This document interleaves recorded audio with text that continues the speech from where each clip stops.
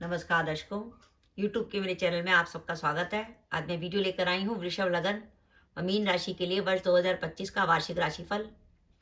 आपको नववर्ष की बधाई कि वर्ष 2025 आपका शुभ जाए और आपकी मनोकामनाएं पूरी हों। अब हम समझे कि वृषभ लगन व मीन राशि का क्या अर्थ है। ये आपकी लगन कुंडली है। पहले भाव में 2 नंबर लिखा है, इसका अर्थ है आपका वृषभ लगन। चंद्रमा लाभ भाव में बैठा है 12 नंबर में, इसका अर्थ है आपकी मीन राशि। यानी आपका कॉम्बिनेशन अगर वृषभ लगन व मीन राशि का बनता है तो आप ये वीडियो देखकर लाभ उठा सकते हैं। ग्रहों की स्थिति की बात करें तो वर्ष के आरंभ में दशमेश शनि स्वराशि के होंगे कुंभ राशि के दशम भाव में, और 29 मार्च को शनि महाराज चले जाएंगे लाभ भाव में, इच्छा पूर्ति के भाव में। वर्ष के आरंभ में राहु होंगे लाभ भाव में और 30 मई का राहु दशम में, केतु चौथे भाव में। वर्ष के आरंभ में देवगुरु बृहस्पति लगन पर, 14 मई के बाद धन भाव पे और 20 अक्टूबर के बाद कर्क राशि में तीसरे भाव में। मीन राशि में वर्ष के आरंभ में शनि महाराज द्वादश में होंगे कुंभ राशि पर, जिसके कारण मीन राशि पर शनि की साढ़े साथी चल रही है, और 29 मार्च को शनि महाराज लगन पर आ जाएंगे चंद्रमा पर। मीन राशि पर शनि की साढ़े साथी चल रही है, और राहु जो वर्ष के आरंभ में लगन पर होंगे वो 30 मई को द्वादश में और केतु छठे भाव में। वर्ष के आरंभ में देवगुरु बृहस्पति मीन राशि से तीसरे, 14 मई के बाद चौथे भाव में और 20 अक्टूबर से पंचम में आ जाएंगे। ये ग्रहों की स्थिति है वृषभ लगन व मीन राशि से। देखिए, पहली बात, आपका वृषभ लगन व मीन राशि है तो इस बात का ध्यान रखिएगा कि मीन राशि पर शनि की साढ़े साथी चल रही है। आप चाहते हैं कि वर्ष 2025 आपका अच्छा जाए, आपके कामों में बाधे ना आए, तो शनि महाराज का कोई ना कोई उपाय जरूर करिएगा। अब प्रश्न ये उठता है कि हमारा वृषभ लगन व मीन राशि है तो वर्ष 2025 का वो कौन सा समय ऐसा होगा जब हम कोई भी महत्वपूर्ण काम करें, हमें सफलता मिल जाए। वो समय आपका शुरू होता है 14 मई से। तो आपको वर्ष का कोई भी महत्वपूर्ण काम करना है, कैरियर में कोई भी निर्णय लेना है, तो वो आप लीजिए 14 मई से दिसंबर के बीच में। 14 मई से दिसंबर के बीच में आप कैरियर से जुड़ा कोई भी महत्वपूर्ण काम अपना कर सकते हैं। ये वो समय होगा 14 मई से दिसंबर का कि जब आपको कैरियर में नए अवसर मिल सकते हैं, आप जॉब बदल सकते हैं, व्यापार में किसी नए काम की शुरुआत कर सकते हैं। देखिए, मीन राशि पर शनि की साढ़े साथी चल रही है। जब शनि की साढ़े साथी चल रही होती है, शनि महाराज या तो द्वादश में चलते हैं या लगन पे या कुटुंब भाव पर। तो शनि महाराज कई बार संकेत देते हैं कि अगर आपका कोई काम नहीं बन रहा तो आप कुटुंब से दूर चले जाइए, आपका काम बन जाएगा। तो इसी कारण मेरा कहना है, आप वृषभ लगन व मीन राशि के जातक हैं, आप जॉब ढूंढ रहे हैं और बाई चांस आपको जॉब नहीं मिल पा रही, तो आप ऐसा करिए, कुटुंब से दूर जाइए और स्थान परिवर्तन करके देखिए, आपको फौरन लाभ होगा आपका कैरियर में और आपको मनचाही जॉब मिल जाएगी।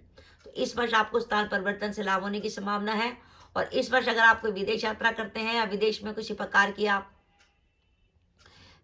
फॉरेन सेटलमेंट की सोच रहे हैं तो उसके लिए भी वर्ष अच्छा है, क्योंकि शनि की साढ़े साथी का समय फॉरेन सेटलमेंट के लिए बहुत अच्छा माना जाता है।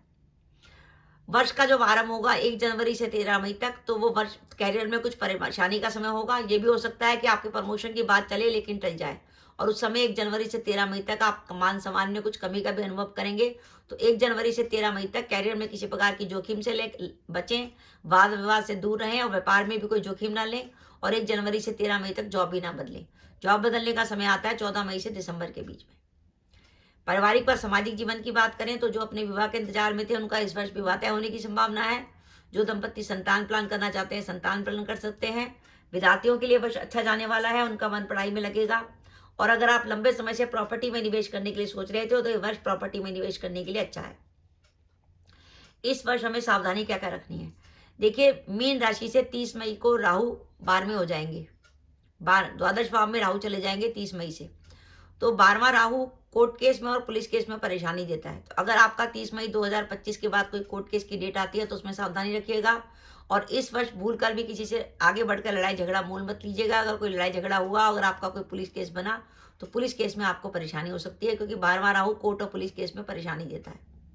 12वां राहु खर्चे भी अधिक कराता है।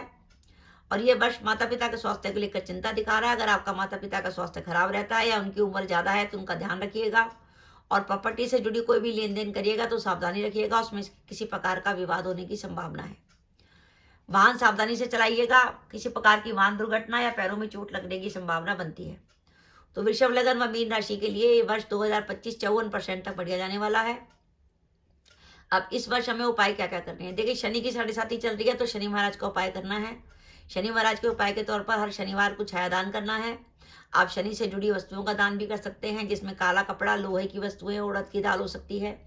और अगर आपको लगे कि काम में बार बार बाधा आ रही है, काम में रुकावट आ रही है, आप जो काम करना चाहते हैं वो लास्ट मोमेंट पे नहीं हो पाता, तो आप शनि महाराज को प्रसन्न करने के लिए 8 शनिवार को हनुमान जी को चोला चढ़ा दें। अगर आप 8 शनिवार को हनुमान जी को चूल्हा चढ़ा देंगे तो काम की बाधाएं दूर हो जाएंगी और आप जो काम चाहते हैं आपका वो काम हो जाएगा। राहु की रेमेडी के तौर पर हमें बुधवार या